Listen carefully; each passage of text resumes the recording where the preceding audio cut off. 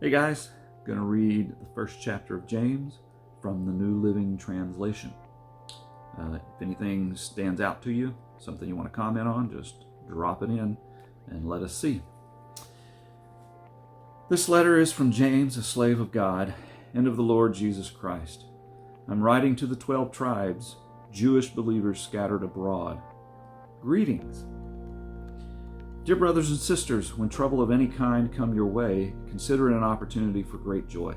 For you know that when your faith is tested, your endurance has a chance to grow. So let it grow. For when your endurance is fully developed, you will be perfect and complete, needing nothing. If you need wisdom, ask our generous God, and He will give it to you. He will not rebuke you for asking. But when you ask Him, be sure that your faith is in God alone. Do not waver, for a person with divided loyalty is as unsettled as a wave of the sea that is blown and tossed by the wind. Such people should not expect to receive anything from the Lord.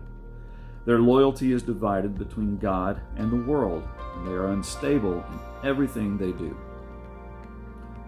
Believers who are poor have something to boast about, for God has honored them, and those who are rich should boast that God has humbled them. They will fade away like a little flower in the field. The hot sun rises and the grass withers. The little flower droops and falls. Its beauty fades away. In the same way, the rich will fade away with all their achievements.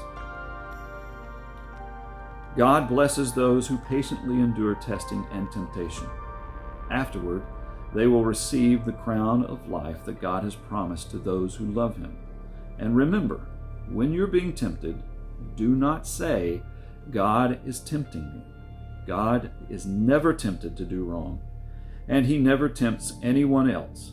Temptation comes from our own desires, which entice us and drag us away. These desires give birth to sinful actions. And when sin is allowed to grow, it gives birth to death. So don't be misled, my dear brothers and sisters. Whatever is good and perfect is a gift coming down to us from God our Father, who created all the lights in the heavens. He never changes or casts a shifting shadow. He chose to give birth to us by giving us His true word, and we, out of all creation, became His prized possession. Understand this, my dear brothers and sisters. You must all be quick to listen, slow to speak, and slow to get angry. Human anger does not produce the righteousness God desires. So get rid of all the filth and evil in your lives and humbly accept the word God has planted in your hearts, for it has the power to save your souls. But don't just listen to God's words. You must do what it says. Otherwise, you are only fooling yourselves.